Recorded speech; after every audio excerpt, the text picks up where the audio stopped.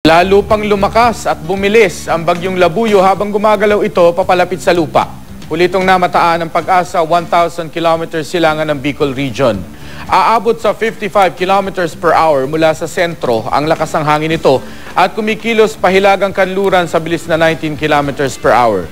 Kung hindi magbabago ang galaw ng bagyong Labuyo, sa Lunes ito posibleng maglandfall sa eastern section ng Luzon.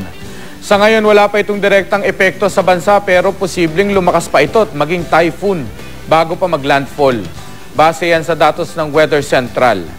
Bukod sa bagyong Labuyo, binabantayan din ng Pag-asa ang isang low pressure area.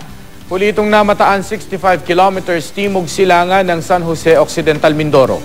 Nakapaloob ito sa Intertropical Convergence Zone. Ang mga weather system na ito ang nagpapaulan sa malaking bahagi ng bansa. Sa ngayon, nakararanas ng malakas na ulan at hangin na may kasamang kulog at kidlat ang ilang bahagi ng Cebu at Negros Occidental. Maaaring magtagal hanggang mamayang pasado alas 5 ng hapon ang thunderstorm, kaya po pinag-iingat ang mga residente sa posibleng pagbaha at pagguho ng lupa. Ngayong weekend naman, asahan ang makulimlim na papawirin sa Palawan. Magiging maaliwalas naman ang panahon sa ibang bahagi ng Luzon, lalo na sa Linggo.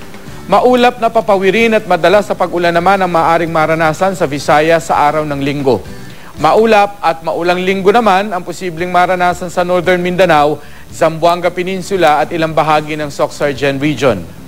Para sa ibang update, bisitahin ang GMA Weather webpage, Twitter at Facebook page.